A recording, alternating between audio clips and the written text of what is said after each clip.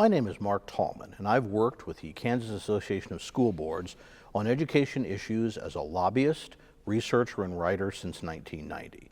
I'm conducting this interview with Dr. Steve Abrams on behalf of the Kansas Oral History Project, a not-for-profit corporation created for the purpose of interviewing former legislators and significant leaders in state government, particularly those who served during the 1990s through 2010.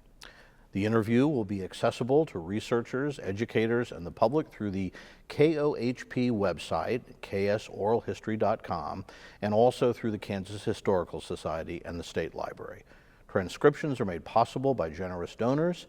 Dave Heineman is the videographer today. So welcome, Dr. Abrams. Mr. Chairman is what I probably usually called you.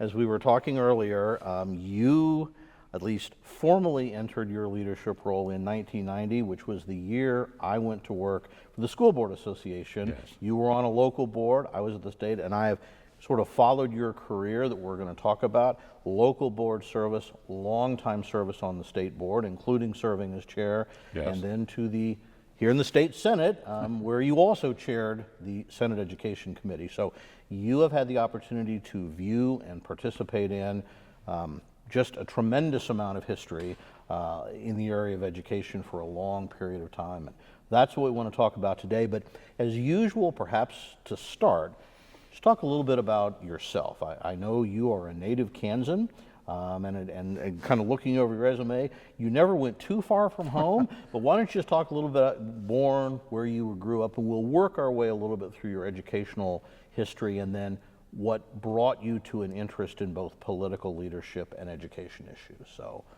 tell us the origin story of Steve Abrams. Sure. Well, family homesteaded in 1871 northwest of Kansas City, and so I grew up there.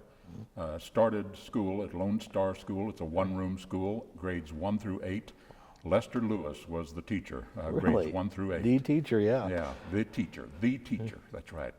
And then went to Ark City schools after consolidation occurred. I believe there was 64, if I remember correctly. That'd be about right, at least. And so I then graduated from Ark City High School, married a local girl, and went to K-State, graduated for the bachelor's in animal science, went back and farmed for 3 years, and then I decided to go back went to veterinary, applied for and got into veterinary school, and went to vet school, and went back to Kansas City and opened up a veterinary clinic. I started the clinic in 1978 and continued that in that role all these years. And then in 2021, in 2013, my son joined the practice, and then in 2021, we built a new facility, and it's a lot bigger, a lot nicer, and as such, he has grown the practice a lot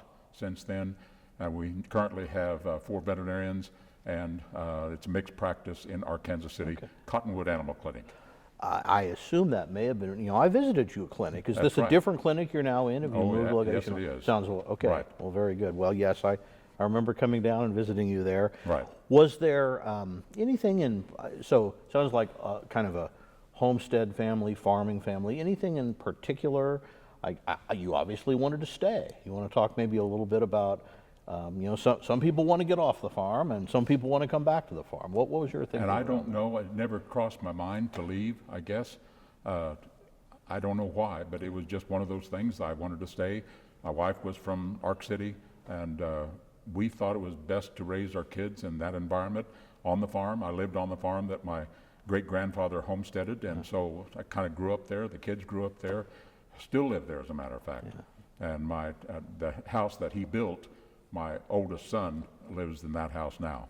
But anyway, the point is that never really considered doing that. I mean, leaving is what I'm saying. It's just something we wanted to do, stay there. We thought it was a good atmosphere for our kids. It's interesting in this process and otherwise, talking to Kansans and how there are certainly many that long time roots they're still a part of, and that's really one valued. And then of course we've got others who've moved around or moved from other states, Right. that sort of thing. So it's always kind of a mixture of the two. But you know, clearly you've wanted to be a part of your community, and I assume in that practice, longtime resident, business owner, somewhere in there you apparently decided to run for your local school board. Right, and that came about in like 1988, 89. I'd had my practice going for a while, and we were starting to hire people to apply for jobs, and I was appalled. I mean, that's not an understatement.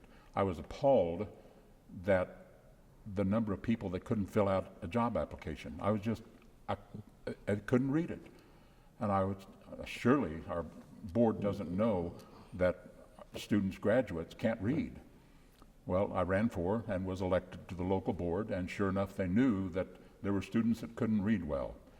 Okay, well then that led the next thing to the State Board of Education, and find out that's a statewide phenomenon. Matter of fact, it's a nationwide phenomenon. And so that kind of went from there. And my focus from the very get-go was actually about reading. And that changed, and I can't remember the exact year that changed, but along about 2005, something like that. All that time I'd been focusing, trying to get more reading programs, trying to focus on that. And in 2005, approximately right in there, Janine Phillips has the Phillips Learning Center in Wichita. She had been attending all of the board meetings in the State Board of Education. And she was after me saying, Steve, I want you to come tour my facility. Okay, but then I never did. And finally I said, okay, I got to go there. I'll spend 30 minutes and go. Well, I spent 4 hours. I was astounded at all of the various things that I learned there. It was a phenomenal experience for me. I hate to use the word epiphany, but it really was an epiphany for me. And at that point in time, after talking to her and learning about the things she did, I had a kind of a change in focus in what I was trying to accomplish. And that's when I moved more from focusing on reading, which reading is important, I'm not trying to say otherwise, but at the same time, with her help and understanding how reading occurs and what happens in the brain for different students learn differently, even how to read differently. I learned that there are a number of students that don't read exceptionally well, even as adults. And I was surprised by that, but they are surprisingly good, not surprising, that's the wrong word. They are absolutely astounding at what they can do. And that's the reason I kind of focused, okay, how do we help these students, not make them, how do we help those students become successful? And I started thinking about career and tech ed. That's how I kind of moved into that.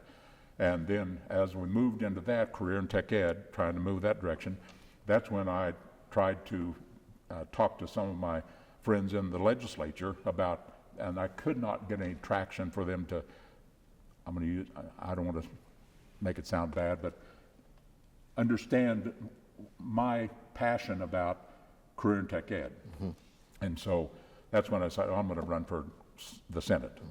And I did, and I was on Senate Ed and became a chairman of Senate Ed. And that's one of the things that I'm real happy about is that Senate Bill 155, I mean, I know that it's a kind of a group effort of everybody in the building, I got that, but still, I feel like I was kind of the one that helped kind of move that forward mostly. Now, because I think that helped schools across the state, K-12 schools across the state, be able to help some of the students focus on career and tech ed type classes. And so I was real happy about that. And so I think, even to this day, I think it's a reasonably successful type movement for that direction. And so as we have this conversation here in 2025, because we don't know when people will actually view this, I can certainly tell you that the data of the number of students participating in those programs has dramatically changed over that period of time, because that is something that we track, how many students take those courses in high school, either in a tech ed view, a dual enrollment view, how many receive different types of credentials. And one of the things that I think has been a dramatic change is the number of students who now earn credits either toward a technical certificate or some other fashion, many more kids are getting, excuse me, a start on some type of post-secondary focus, certainly than when I was a student. I think to some extent even with my kids. So that's clearly been a change. And as always when we have these conversations, sir, there's so many places we can go. I want to go back a little bit further. Okay. I'm going to try to keep this a little bit chronological. So, and I think your story is not atypical. Why do you run for local school board? To me, it usually comes into a couple reasons. I've known a lot of school board members. Some of it's just, well, I wanted to serve. You know, I believe in education, or my kids were in school. Others, it often is a particular concern or a particular issue. Right. So you obviously felt here's a problem that maybe isn't being solved quick enough.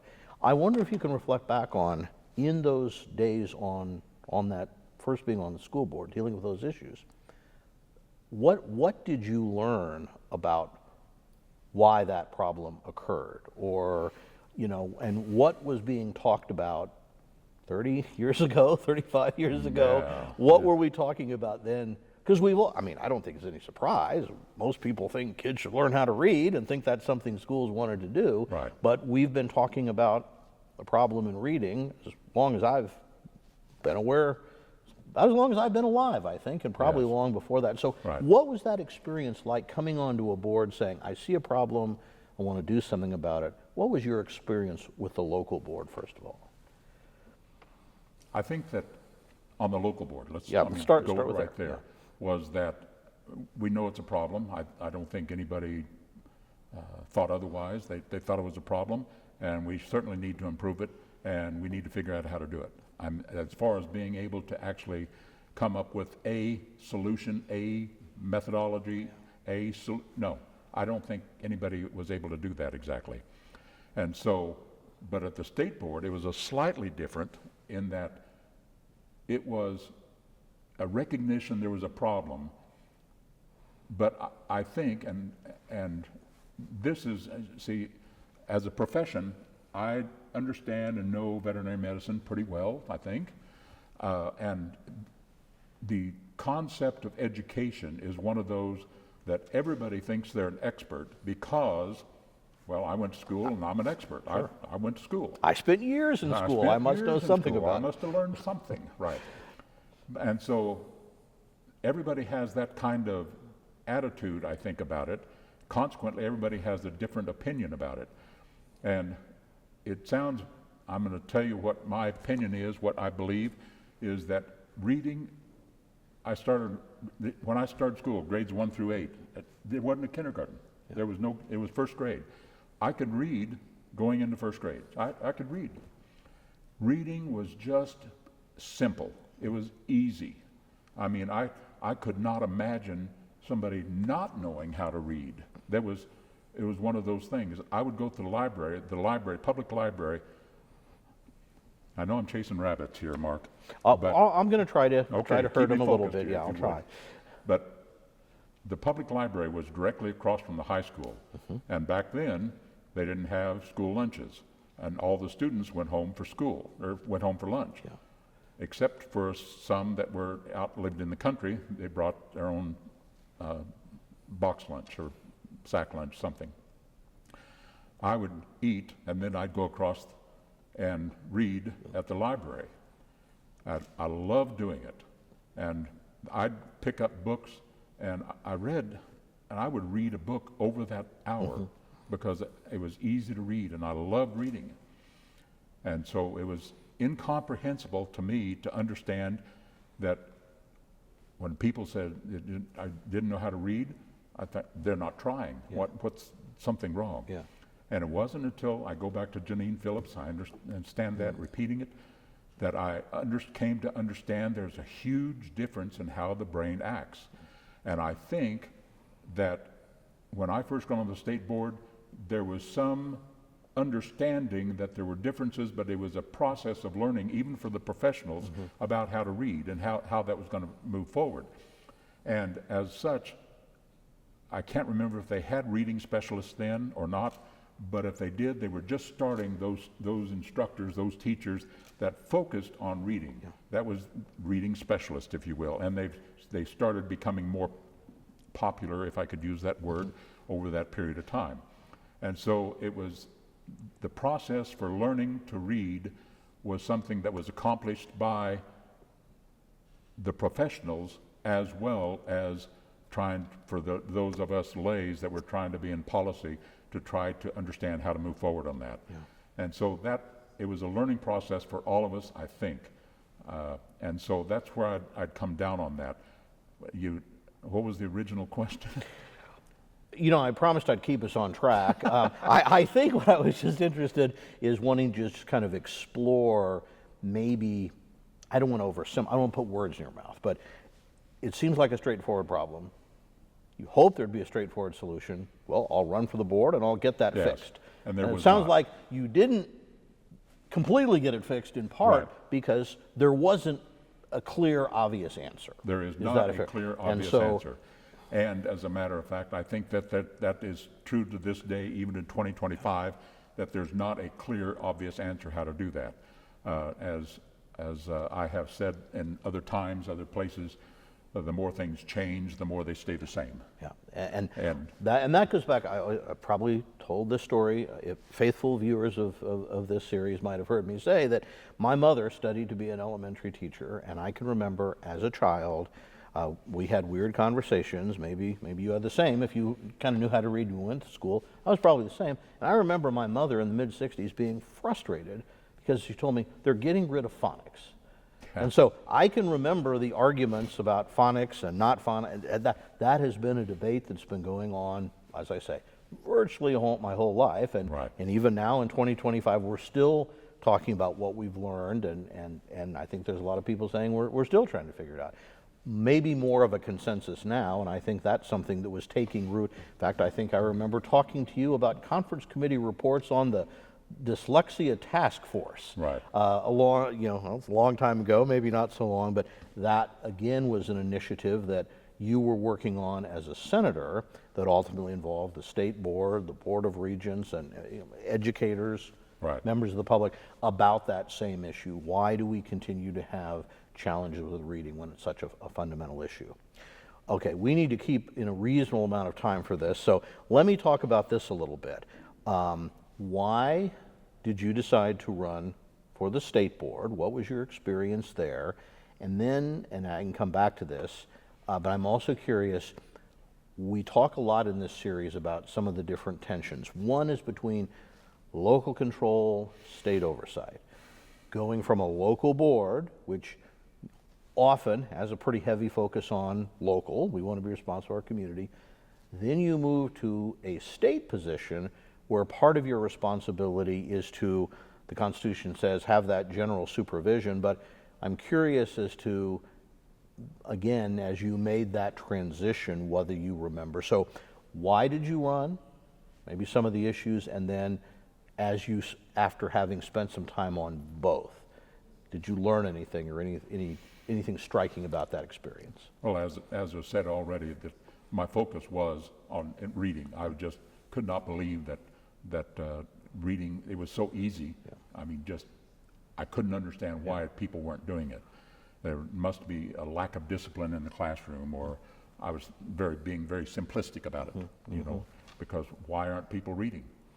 And as I moved into it, particularly at the state board level, and started reading more about the background material that we'd get, I came to an understanding about brain development. We got a lot of articles about brain development, how brains develop differently for different people, as a matter of fact, at different ages. And consequently, I learned more about that. And consequently, that is kind of where I picked up about the concept of reading, that it is maybe, I won't say impossible, but more difficult for some people to learn to read. It's not just a natural event that occurs organically. It doesn't occur like that. And consequently, that's the reason. Well, if they're, and at about that same time in there, we found out there was some data came out that said in the jobs required in the state of Kansas, the jobs required only about 22% of the students to have a college degree. So that means that some 80%, 78% did not require a college degree, but we still need welders and electricians and plumbers and hairdressers, and just the list goes on and on and on and on. And furthermore, a lot of students want to do that.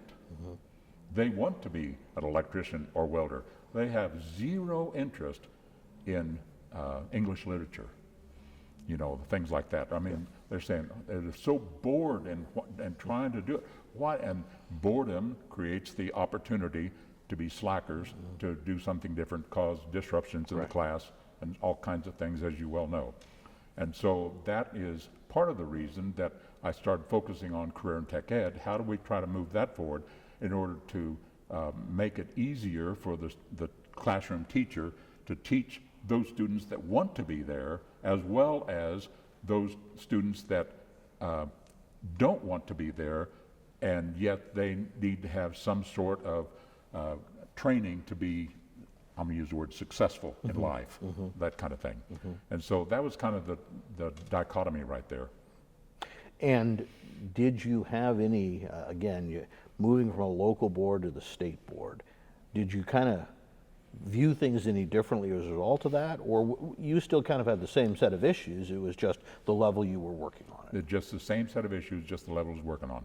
Obviously at the local board level, it is, you're actually hiring and firing teachers, or replacing teachers, or those that you may know, and or if you don't know them personally in a larger setting, a larger school district, certainly you know the class that they're teaching, and you have some idea about the curriculum they're teaching. Whereas obviously at the state board, it's not that. That is done completely at the local level. And so at the state board level, it was more about the policy that is trying to teach, or trying to alert the local boards, this is the criteria for the curriculum that we want you to cover. You pick your own curriculum, but we want to be able to cover this and be able to have on the state assessments. State assessments were big at that point in time.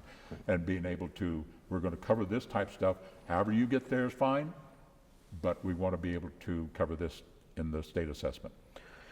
So I don't want to re-traumatize either one of us, but when I think back on that time, one of the little bit of state and national history, 1983, of course, was the Nation at Risk report, which really led to many years, I think it's safe to say, tying into that same idea of, well, can kids read? Can they do math? Are they prepared to be successful? The whole question of what should be our standards, what should be our expectations. And in the late 80s, moving into the early 90s, again, as we were getting involved in this, one suggestion, I guess, or one idea put forth to deal with some of those questions was the change in accreditation to what was initially called outcomes-based education, eventually modified into quality performance accreditation. You were coming on to the state board when some of those first decisions were being made, and some of the early debate, as you say, the 1992 school finance law. Part of the politics, I can remember sitting in the gallery of this chamber watching the Senate debate it, and part of getting the votes was directing the state board to adopt this new system, requiring standards, a new system, minimum levels of state assessments, everything you talk about. We had that focus.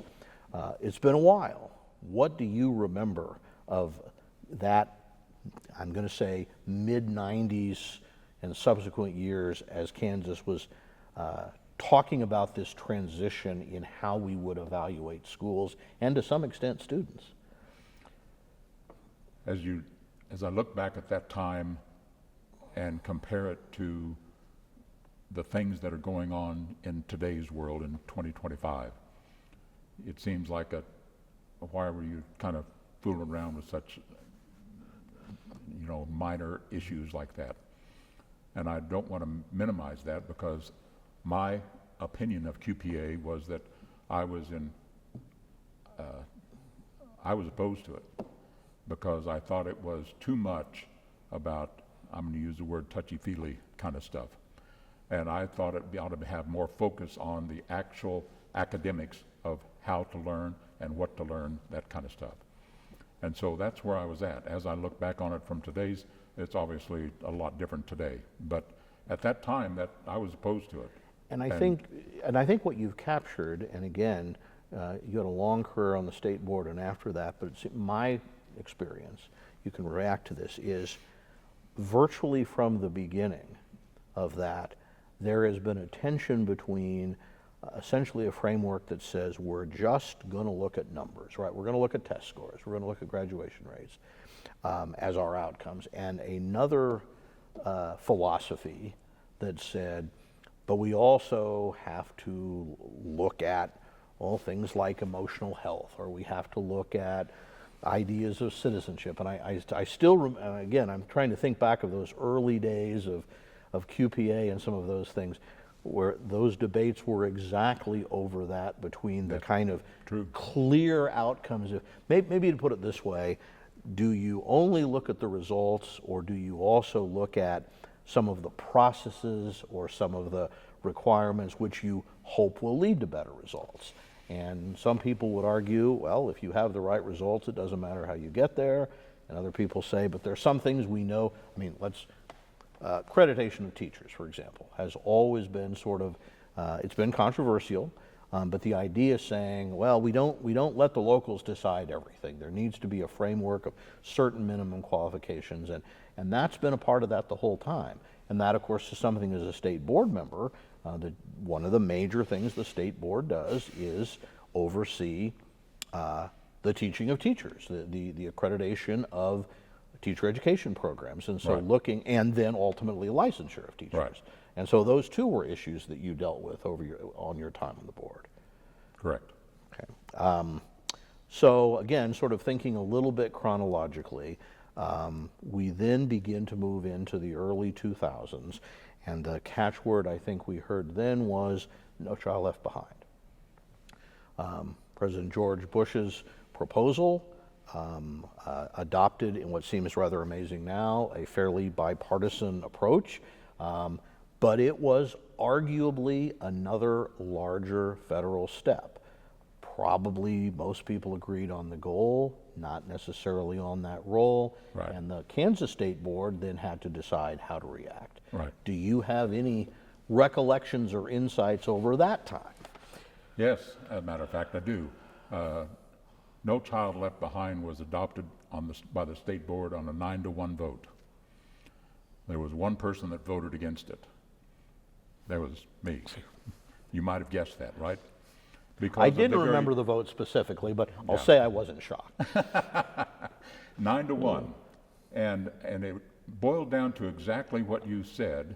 It was bipartisan. There was several Republicans that went along with it, along with there weren't as many Democrats on the board, but the Democrats and Republicans voted for it except for me, and I was of the opinion that I did not like the idea of more federal involvement in education in the state. I thought it was foolish to do that, and I still think it's foolish, because the more likelihood that we have education occur at the local level, I think the better off it's going to be. And you're correct. I mean, obviously you're correct about the role of the state board in licensure of the teacher programs. Right.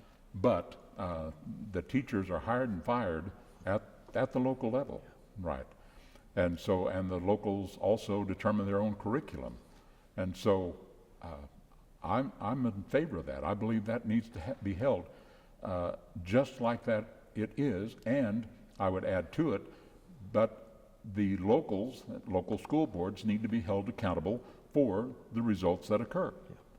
And they just, as we all know, that reading scores have not gone up from what they were when I ran for the board in 1990.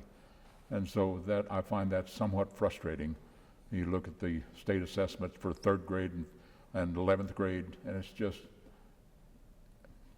it makes me want to weep. I mean, I feel bad about it. I really do. It has been a constant source of concern.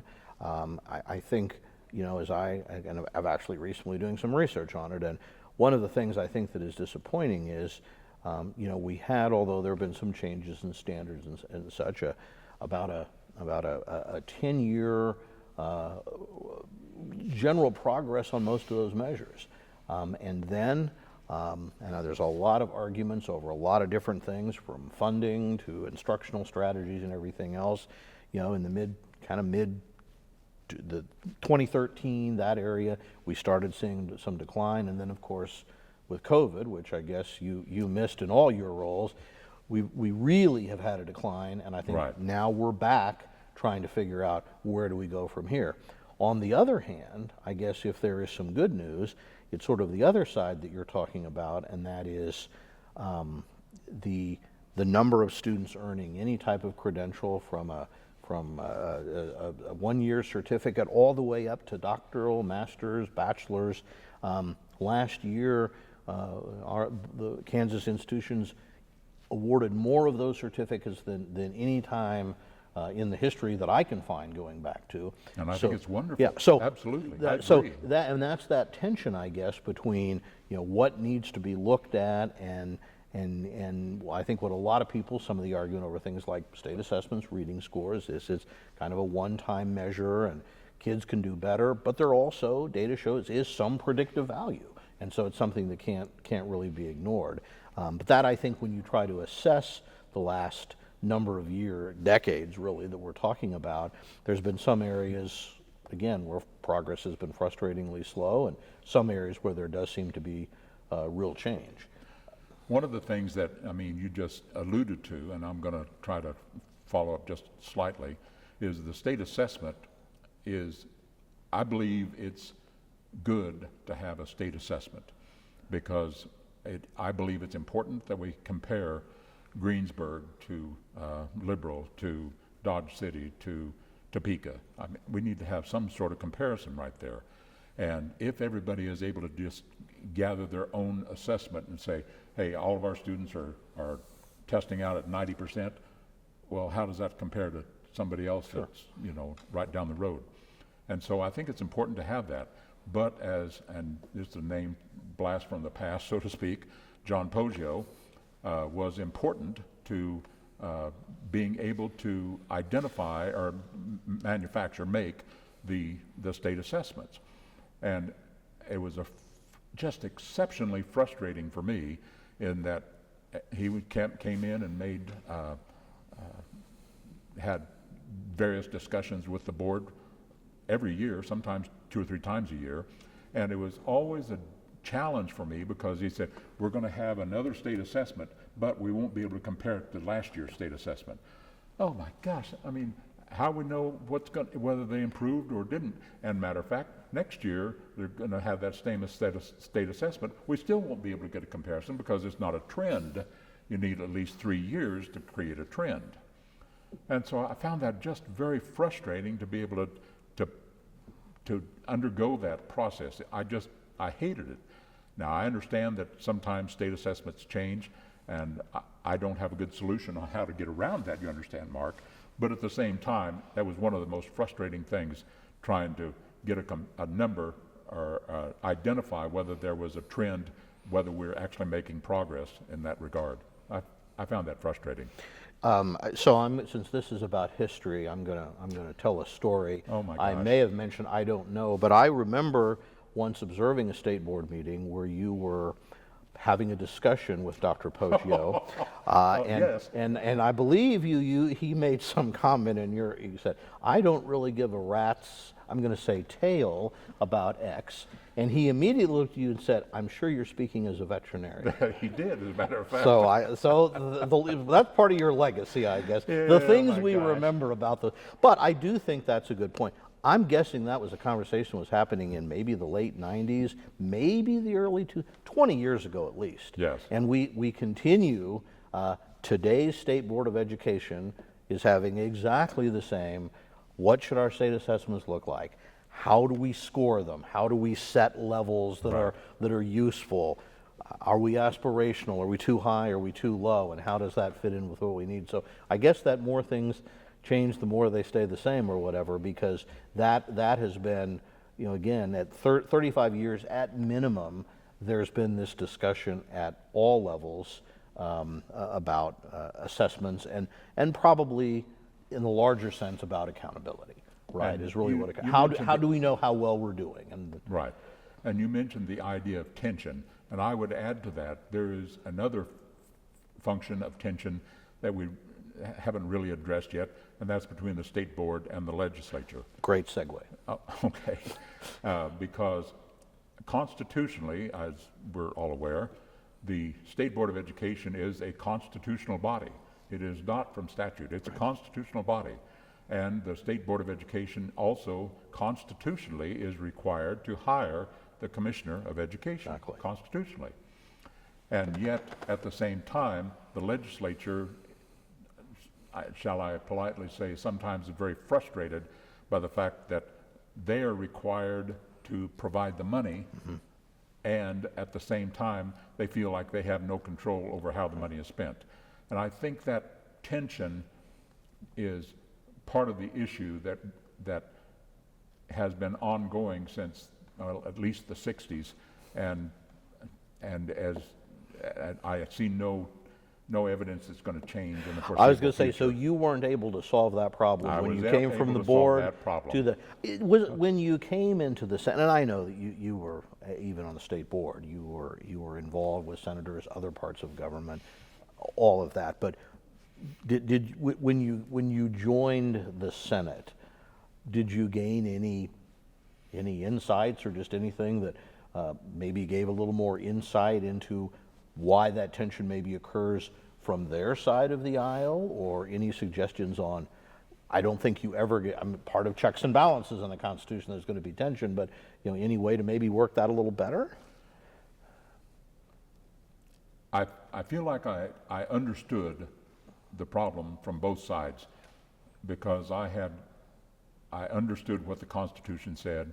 I had a thorough reading of it, thorough understanding of it, and so I think I understand. And as you've already alluded to, I had some friends in the legislature, and they were constantly complaining in my ear about what the state board was doing, and so I had some understanding of that before. I mean, so I don't think moving to the legislature helped solve that problem.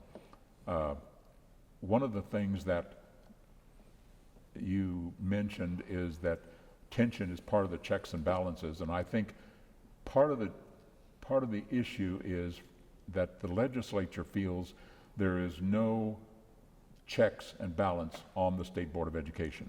I think that's a fair statement to make, that most of them feel like that.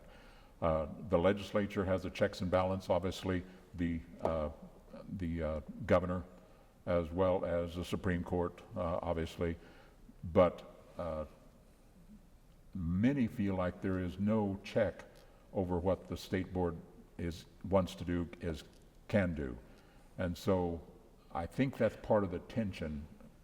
Now, did you feel all powerful when you were on the state board? Oh my gosh, no.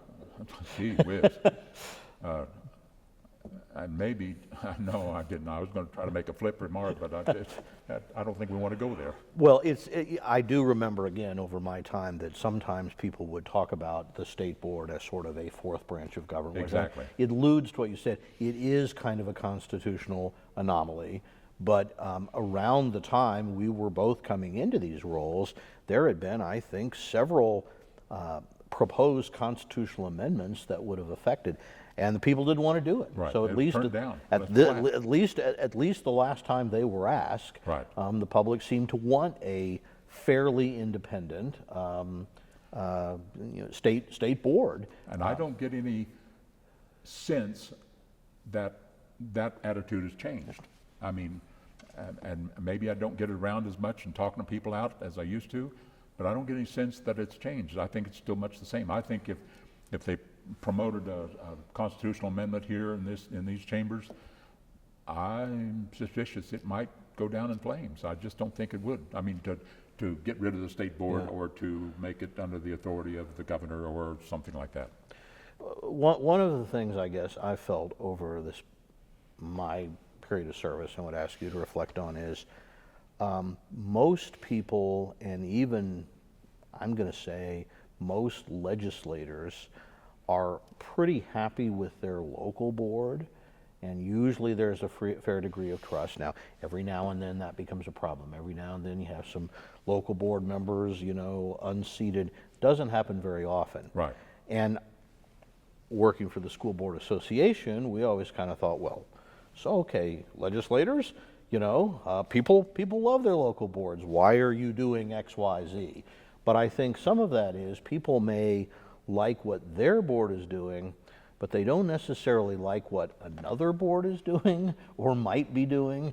And so their feeling is, if I'm worried about something bad happening, I don't think it's going to affect my board, but I don't mind my senator representative, getting into education. And so that comes back to this. Local boards think they're doing their job.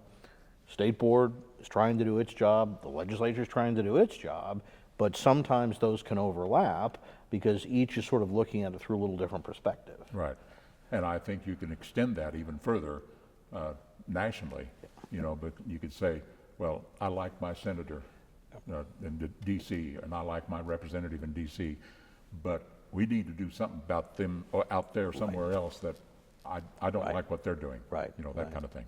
Same thing. Yeah, absolutely. And I guess that's why people can be just terribly unhappy with government, and incumbents tend to get reelected. Right. Happens all the time. Well, historically has. So we've talked a little bit about your move to the state senate.